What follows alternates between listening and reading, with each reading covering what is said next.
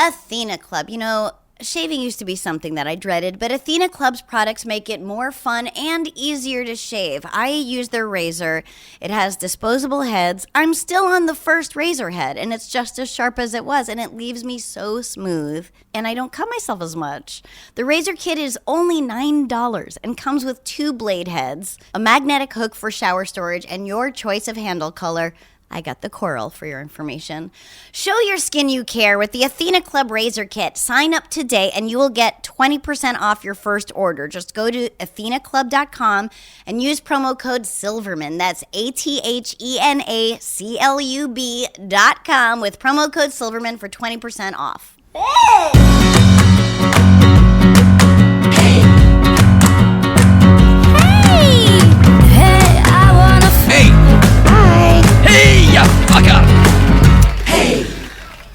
Hello, everybody. I, of course, have not ever farted in front of Rory. That is not a part of my life that is known to him. I'm not sharing that part of my life, although he thinks he wants me to. It's not going to happen. But lately, he's been really aggressive, grabbing my butt and saying, "Make this thing talk!" And I do appreciate it, and it does make me laugh. But not to the point of farting. And there's nothing wrong with farting in front of your partner. It's perfectly fine if that's your choice. That is not my choice. For me, farting is for sisters. That's all. And then also we were... He knows me so well. He goes, "Well, what do you want to get for dinner?" I said, whatever you want, I'm easy. Then about 2 beats passed and we both burst into hysterics because I'm not easy. I'm an extremely picky eater. I have the palate of a 10-year-old. I want a sandwich or cereal, maybe a grilled peanut butter and jelly. But I'm not very good with world cuisines of the world. I'm not proud of it. It's just the truth. Let's take some calls. You left me a message. Now I'm playing it for the world. Let's hear some voicemails. Hi, Sarah. I'm calling in response to your 100 companies sort of talk during your last episode. And I want to talk about it. I find that statistic to be really misleading in the sense that it's sort of derived by, if one of them's ExxonMobil, then the gas that they produce that you buy in your car or the electricity a coal company uses that you use to power your home counts towards their emissions. So we act like, it's just these companies and not us, but it's these companies operating under our consumer demands, right? We're demanding all this energy, all this power, and that is driving this climate change. So obviously us just asking us to change our lifestyle isn't enough. People aren't just going to willingly do it. And there does need to be policy that, gets us out of our cars, into public transit, into homes that are more efficient through multi-tenant housing and things like that. Keyword but it's not policy. Just the companies in the abstract that are doing it. It's us. It's our individual demand. And it's not even just private corporations. It's Chinese state coal companies that are, again, driving the energy needs of Chinese citizens. It's a citizen demand, and we have these expectations for a lifestyle that are going to have to be adjusted in some ways to meet climate change. So, yeah, that's just my kind of issue with that statistic. I think it makes people think that they don't have to change their life when they do. Right. Yeah, love the show. Bye. You're right. It's an excellent point. What you're saying is true. But regulations aren't supposed to heed to supply and demand, are they? The reason why regulations are not being implemented in some part is because these companies are paying politicians. They're, however loopholey, donations or what have you, etc. They're buying policy or lack of policy. Now that we're back in the Paris Accord, maybe it's a little easier to implement a more global kind of, we're all in this together, but without regulations, I don't know. I agree. We still do have to do stuff. And, like in LA, I know in California, there are incentives to choose a hybrid car or an electric car. So that's something, I drive a Prius. But, I drive a Prius. I do drive in California. I don't use public transit. You make a great point. You do. But it's not the only point, which was your point, that I made a good point, and it's not the only point. So well done. Thank you. What else? Hi, Sarah. I had a question about sexual harassment in the workplace. I just recently went back to work after not working during the pandemic. And before the pandemic, I was touched in an inappropriate way by one of the cooks. It was swept under the rug, and I never brought it up again until today, when I saw our new dishwasher girl was being touched the same way that I got touched. And I approached her and I asked her, were you uncomfortable with that? And she said yes. I said, well, the same thing happened to me, so let's go to the manager and the boss and see what we can do. The manager and the boss couldn't fire him. They said, oh, well, we can't do that because legally we need you to fill out paperwork. And so I kind of took the matter into my own hands, and I grabbed my pepper spray and I approached him and I said, if you touch me or any of the other girls again, I'll spray this whole thing in your eyeballs. And he acted like he never touched her or me. What? Do you think I went too far? Or do you think, I don't know, what do you think I should do? I really want to stay at my job, but not if he's there. Thanks, Sarah. This is Missy from Southern California. Hi, Missy. I am confused. Why didn't you fill out the paperwork? This is unclear. That said, when it comes down to it, I am down with pepper spray. I keep mace on me in my backpack at all times, which is kind of hilarious because I don't know what situation I can be like, wait, hold on 1 second. It's in one of these compartments. You stay right there. It's in one of these zippered pouches. Though if I am on the street, if I'm like walking in the street at night and I don't feel safe, I will hold it in my hand with my thumb on the safety, and I feel so free. I feel so safe. I think like, is this what it's like to be a man all the time, unafraid? The whole thing of him being like, what? Huh? Is so frustrating. It's, that's the whole thing of the he said, she said thing, is that most often the he said will be like, huh? I don't know what you're talking about. Oh my, so the burden of proof has to be on you, in which case is like, you have to catch him on video, which should not be your burden, but all I can really think, and this is not exciting advice, fill out the paperwork. You both have time to fill out the paperwork, and then it's two women leaving a paper trail of what this person did. You want a paper trail for this kind of stuff. I know this is anticlimactic, but prudent advice. Fill the paperwork out. What are you I'm flummoxed at why that was the place that stopped you. Otherwise he's just going to be like, this bitch maced me for no reason. That just becomes more he said, she said stuff. Fill out the paperwork and have the other woman do it too. Restaurants really are the worst. The first penis I ever saw, I was a waitress at a Mexican restaurant, and I was 18, and one of the owners, I know I've told this story, one of the owners called me into his office and was like, you like working here? And I'm like, yeah, it's fun. And he's like, yeah, everybody being nice and just asking me these like innocuous questions, and I couldn't figure out why. And then I looked down and he's leaning back at his desk, fully jerking off his naked penis.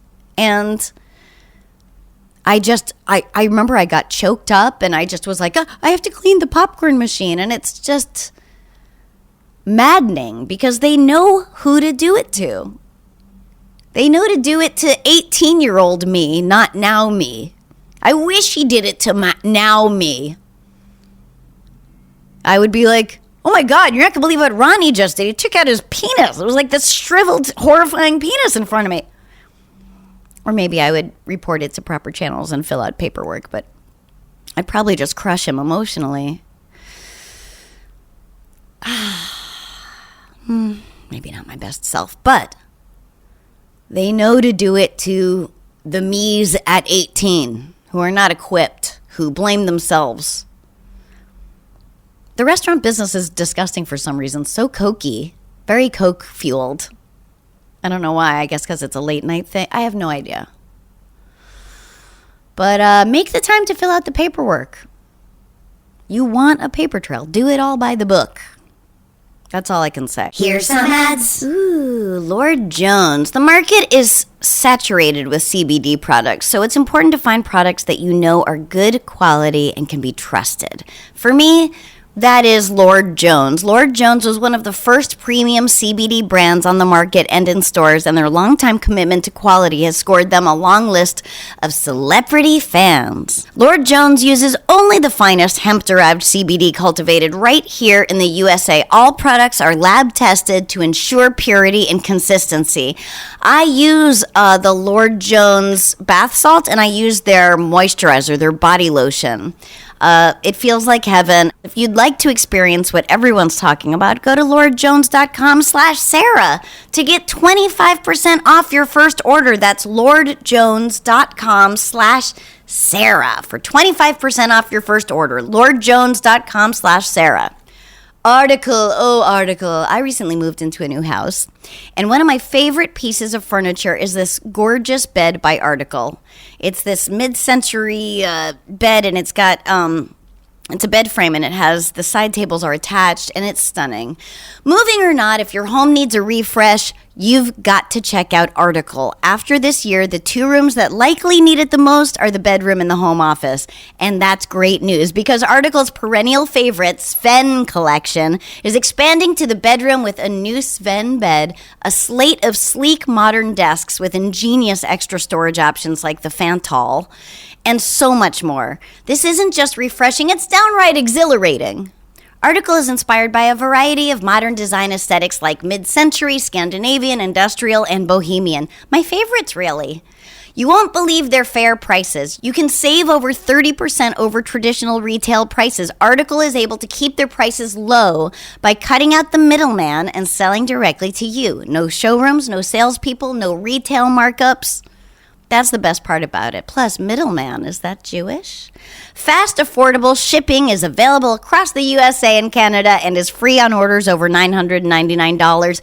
Article is offering our listeners $50 off your first purchase of $100 or more. Go to article.com/Sarah and the discount will be automatically applied at checkout. That's article.com/Sarah to get $50 off your first purchase of $100 or more. And we're back. Hey, Sarah, I don't have any question. I just was going to give my thanks and my praise. My son is nonverbal autistic, and he absolutely loves Wreck-It Ralph. And over quarantine, we watched it probably 300 times, and every time it just brought him so much joy. And, you know, it's just like those little bits of normalcy in a time where it's just so chaotic and so scary. It just really means a lot to us. So I just want to say thank you for bringing light and love into our house with your talents of voice acting. And yeah, it just really meant a lot. My son was actually in a video on Twitter the other day that you were tagged in. He was actually listening to the Wreck-It Ralph soundtrack in the car and headbanging to it. Anyway, I just wanted to say that our family loves you, and we're just really thankful for what you do. Hope you have a beautiful week. So much love from our family. I saw that video. It was amazing. You were in the car.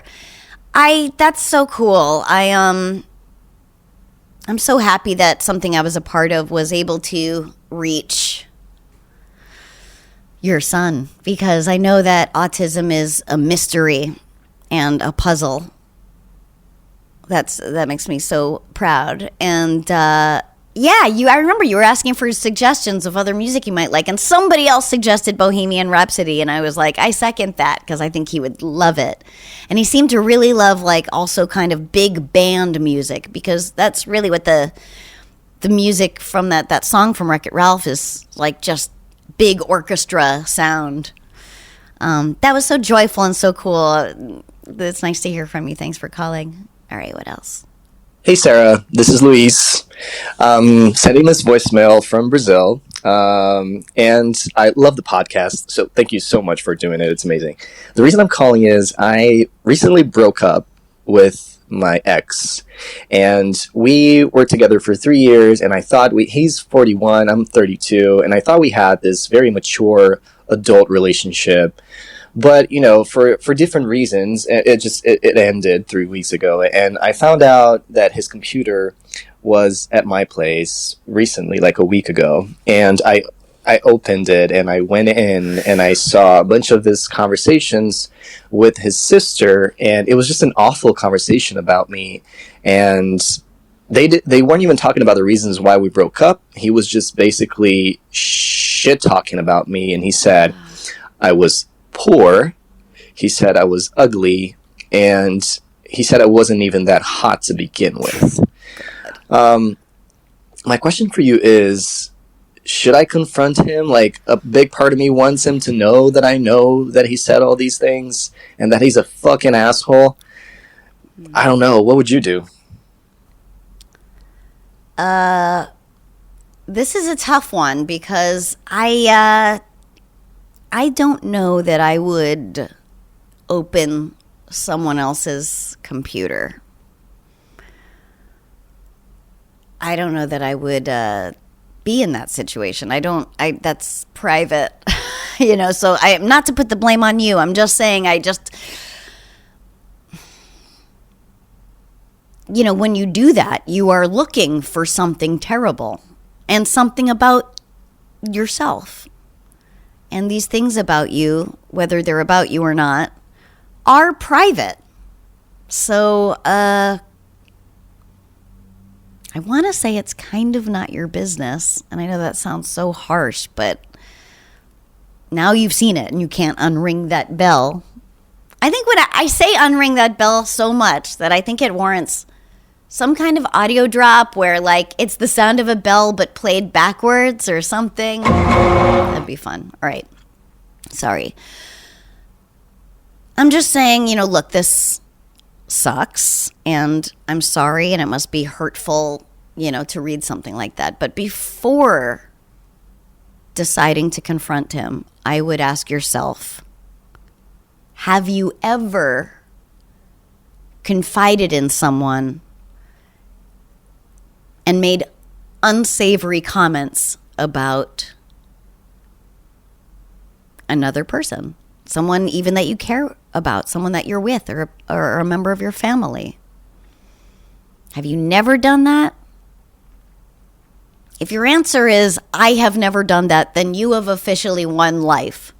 Or you're lying to me or yourself, But I suspect you have maybe played that very same role in someone else's story. I know that I have.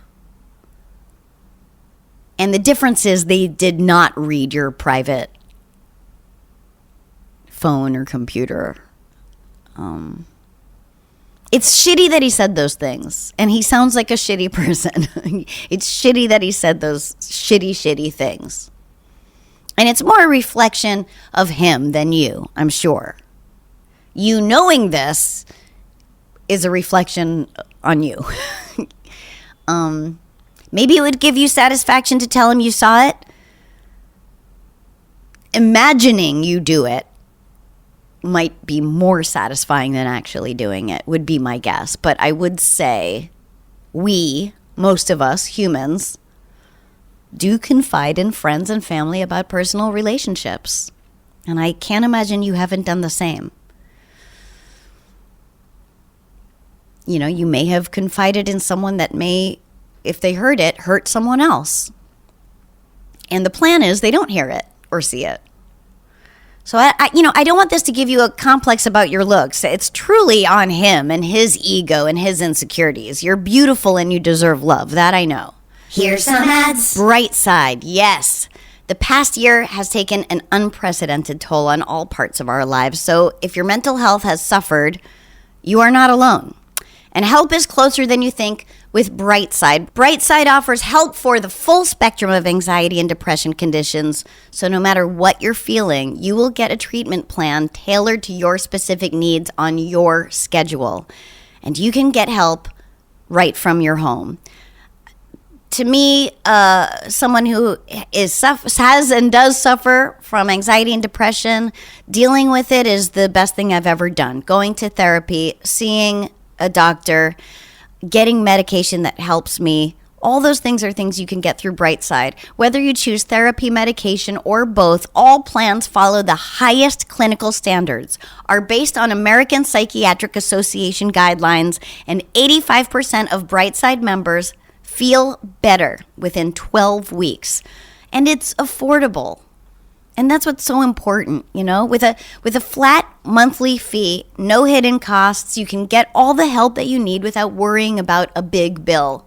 Plus, with Brightside's Better Care Guarantee, you can get a full refund within 30 days, no questions asked. Join thousands of Brightside members taking back their lives. Take your free mental health assessment and get up to $100 credit on your first month of treatment at brightside.com/Silverman. That's brightside.com/Silverman. Brightside.com/Silverman. MeUndies. I can't help it. MeUndies. You know how people say imagine everyone in their underwear to make you feel more comfortable, as if imagining a room full of strangers down to their skivvies is what makes us comfy? No. MeUndies believes comfort does not start with imagining, but instead it starts with actual comfort. I've worn MeUndies. They're so soft. The underwear is so silky soft. It seems impossible that this is a breathable fabric, but it is. Your vagina can breathe and it's silky soft. MeUndies designs limited edition prints all the time, so you can express yourself every single day. Building your undie collection and picking out which lucky pair gets to meet your butt for the day has never been so fun. Choose prints with corgis, chicken nuggets, your zodiac sign, goofy puns, and more. MeUndies also releases collabs with pretty big names like the Rolling Stones, maybe you've heard of them, and Space Jam: A New Legacy, starring Sarah Silverman. All right, I added that. But you gotta grab them fast because once they're gone, they are gone for good. They're collector's items, baby. To get 15% off your first order, free shipping, and a 100% satisfaction guarantee, go to MeUndies.com/Sarah. That's MeUndies.com/Sarah. MeUndies also has their problem-free philosophy. If you're not satisfied with any product for any reason, they will refund or exchange it. No caveats, no questions. Remember, that's MeUndies.com/Sarah. And we're back. Hi, Sarah. Over the pandemic, I dated somebody who I'm 99.999% certain drugged me in my own apartment. He claimed that it was me and that I just got too drunk, but I'm pretty certain that he put something in my drink because I couldn't remember a thing. Woke up in my bed puking. He was gone, my pants were on the floor, nothing made any sense, and then he blamed me for it the next day. It was just, I had a hard time, I was so confused because I was immediately, I think he drugged me, and why would someone who I've already slept with decide to do this? And so, I asked him about it, and he told me it was all me, all my fault, and looking back on it after realizing and learning who he really was, I'm not seeing him anymore, obviously. I'm pretty certain that he did put something in my drink that night. I definitely didn't do that to myself, because I've never done that to myself in the years that I've been drinking. I was 16. 28 now. So I guess I just want to put this out there, for women to just be careful. Even guys who maybe you just started seeing will still... She got cut off. Wow. It's funny when you go into business, you get references. When you're hiring someone, you get references.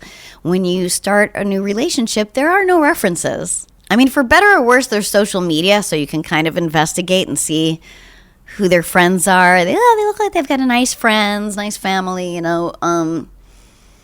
But it is funny, you know, because it's such an intimate. I remember Rory. He's like, "You Googled me?" I go, "Yes, of course I Googled you. I needed to check you out."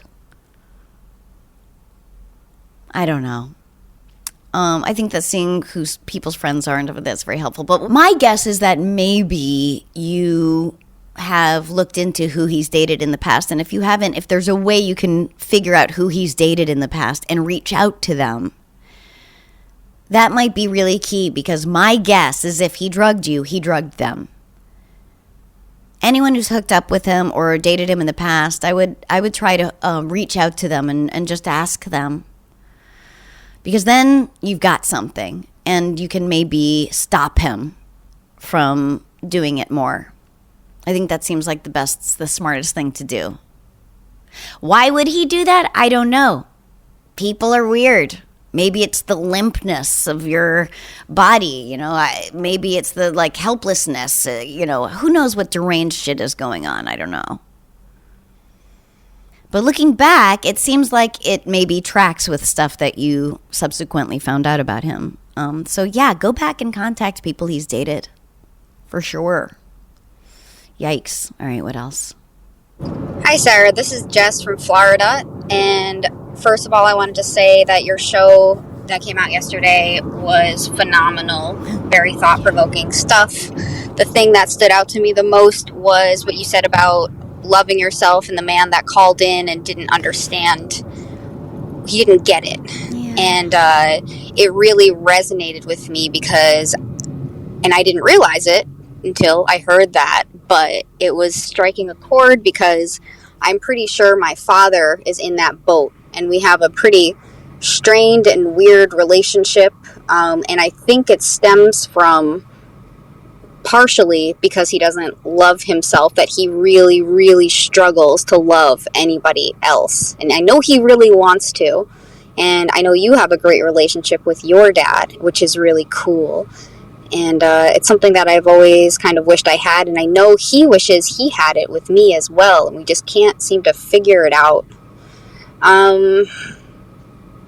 Yeah, I guess also I just feel like a lot of men, I think more so than women, have this sort of misunderstanding or just inability to love themselves. I don't think it's unique to that one caller, even though I think it's the awareness of it that he had, that he was even able to admit he didn't get it and admit that his reasons for not understanding it. I think I know a lot of men in particular who would probably feel the same way, just haven't really thought of it like that. So I thought that was really cool.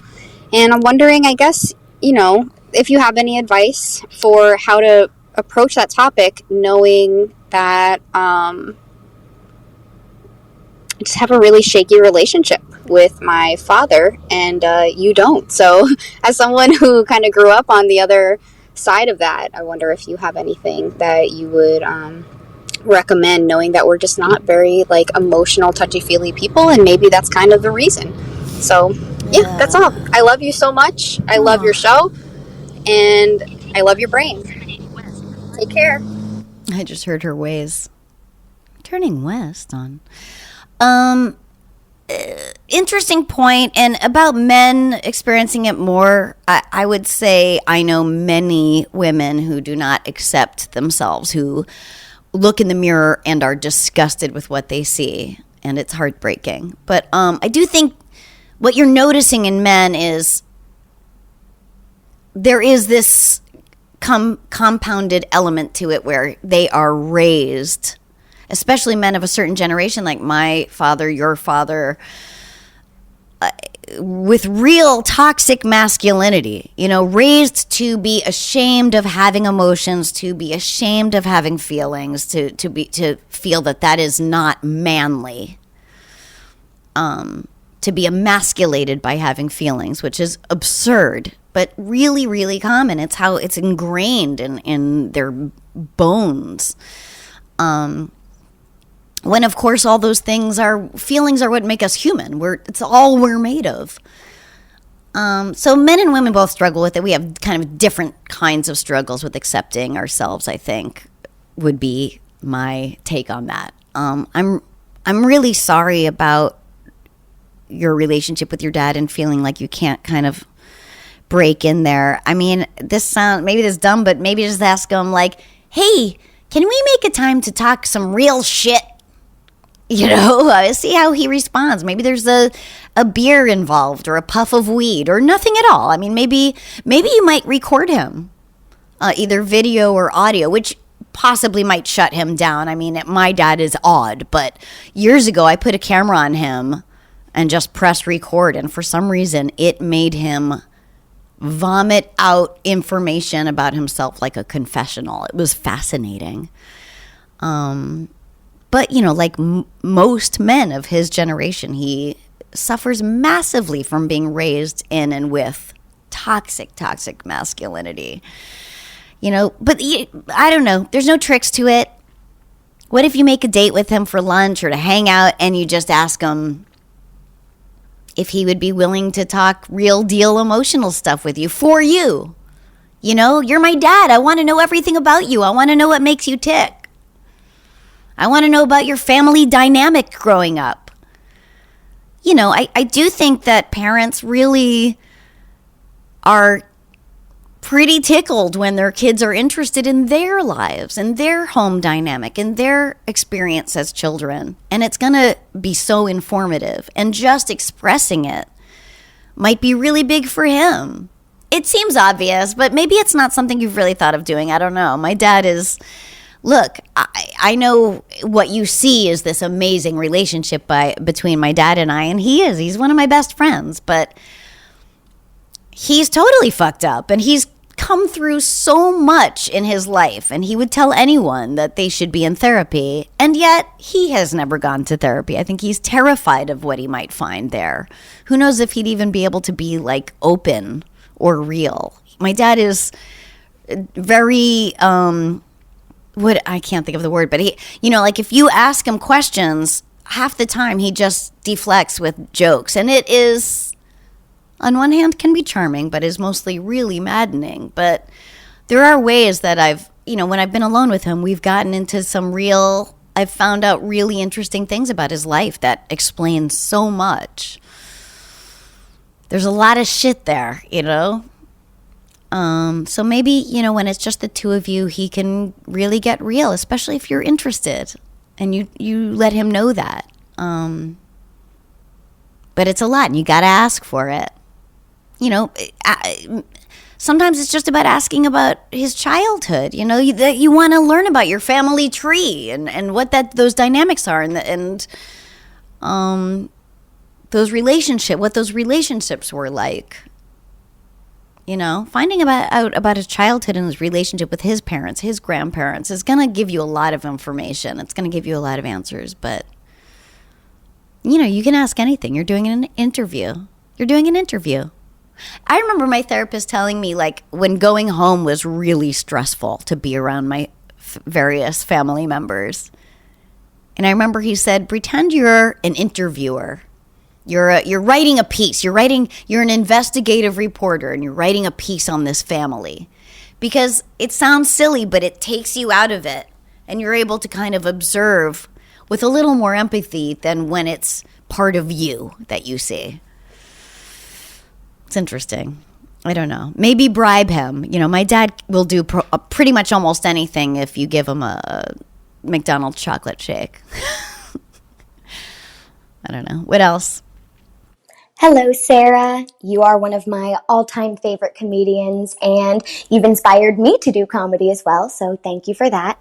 I was listening to one of your more recent podcasts, and you asked if there's any way to curb the munchies, if any of us know, to let you know. Yes. And I do have a trick, and it has worked for me since high school.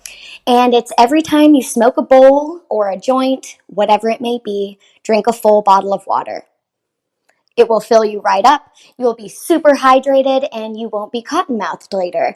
And if you smoke a lot, I mean, you're going to drink like a gallon of water a day and you're going to be super healthy. So that's my advice. Every time you smoke a joint, a bowl, anything, whatever your preference is, simply drink a full bottle of water per bowl or per joint. And you won't be as hungry and your skin will look great. Have a wonderful day. I love your podcast and I hope to meet you one day when things are not a plague. All right, I'm going to stop. I love you. Bye. That's a really good idea. I mean, I don't smoke that much. I don't smoke a large quantity of pot. I am a lightweight that smokes every night. I like to smoke. I like to have a puff before bed. On a weekend, if all my homework's done, I may have a puff in the day before a hike, before walking with Mary, which, I do enjoy that. But I'm like a 2-puff stoner. And so that would only be 1 bottle of water, but still a bottle of water. Chug water, yes. Water really is the answer to everything. Like, none of us drink enough water. Rory actually has an app that, like, tells him, like, drink more water. It sounds like overkill, and he doesn't always heed it, so. Heed it? I think I've said heed twice today, and that's probably 2 times out of the last maybe 1,000 days. Heed. All right, what else? Hi, Sarah. This is Christina. I'm 40 years old, and I just wanted to respond to one of your callers who talked about really needing to find a relationship, almost like on a desperate level when she's 37 years old. And your response was, it's important to get to know yourself first and really enjoy spending time with yourself, be your own best friend. I disagree with that. I mean, I think to some level, absolutely, you need to know your own emotions, be in a really solid place. But when I met my partner, I've been with him for 3.5 years, I was kind of in that desperate state of like dating, a few times a week and just trying to find the right person and just coming up against a wall so many times and just kind of being like, am I ever going to find someone? And then I did, just out of the blue. It just happened. And, I wasn't in that great of a headspace at that time, but being in a relationship made me feel whole again. And just like I was the best version of myself. I really was. I became kinder. I became more patient. It was just everything. All of my good qualities came out, and some of my bad qualities just kind of faded a little bit. So I think my advice to your listener would be to just know that when it's right, you're going to know it's right. You'll feel it. It's going to happen. Just believe in yourself, and, you'll get there. I love your podcast. Bye. Well, that's really wonderful for you, and I hope if that caller is listening to you now, that she now knows to just believe in dreams. And it will happen. No, that's not nice. Listen, I hear you. There isn't just one way to do this or anything, and my advice was just that. It was just advice. I'm glad that I'm happy for your 3.5 year and continuing relationship.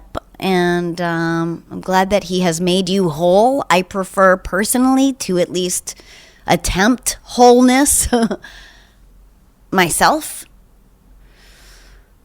I don't want to need someone to be whole personally. That's my preference. And I do not want to make my partner whole. I want him to come whole. And I realize I just said come whole. I'm not a relationship guru. I do not know shit. But your theory sounds a little bananas to me. It sounds like a Jennifer Goodwin from He's Just Not That Into You. A little hopeful, although she does find love. It seems a little bit thoughts and prayers-y to me than any effort or practice or reflection of living an examined life at all. That seems to me the better route. or root. But good for you. I'm happy for you. Hey, you can search for yourself or you can search for a boyfriend, but one leaves you with a sense of self and one leaves you looking for a boyfriend. What else? Hi, this is future New York Times bestselling author Aaron Jones. Ooh. And I was wondering, what exactly made you decide to do Star Trek Voyager? Were you a fan of the show? Were you a fan of the Star Trek franchise in general? Or was it just like a stepping stone towards your burgeoning acting career? I always wondered about that. You were great in the episodes, but I was just wondering if you took the job because you were a fan or because it was offered. Anyway, love all your work. You're great, and have a great day. Well, thank you. Thank you, Aaron Jones. I did not decide to be on Star Trek Voyager. I was a struggling actor-comedian, and I got an audition, and I auditioned for it, and I booked it. And I think I've told this story early in the podcast, but it was funny because I wasn't super familiar with Star Trek. I had watched a lot of Next Generation because my stepbrother was really into it. But the scripts come with like a glossary because it's like a whole other language. There's a lot of whole other languages in it. Anyway, the story I think I've told before, but I was so excited about getting this part. It's like a 2-part Star Trek Voyager, and I went to an acting coach, and he's like this really like hoity-toity acting coach, and he's reading the material, and finally it just goes, yeah, sometimes when you're running from lasers, you just have to pretend you're running from lasers. And I was so happy. It was so freeing, really, because you're like, right, acting is pretending. I'm not saying it's easy, but it's simple. It's just like the greatest things to figure out are ultimately simple. Yeah, it's just you're pretending. You're pretending you're this person with this history and these details that you know, and you're in this situation. Go. All right, what else? Hey, Sarah. My name's Brittany, and I just wanted to, first of all, let you know that I've re-recorded this 3 times because I'm so self-conscious of how many times you pick out the sound of people's spit in their mouth when they're speaking. So thanks for that. But I wanted to share my approach to dealing with Trumpies, to just use an umbrella term for anybody who's, racist, homophobic, sexist, xenophobic, whatever. My favorite thing to do is donate money in their name using their information to the organization that helps whatever marginalized community they're talking about. So they have their name listed on the website as having donated, and they receive a thank you email from the organization saying, thank you so much for your generous donation to Black Lives Matter, whatever it is.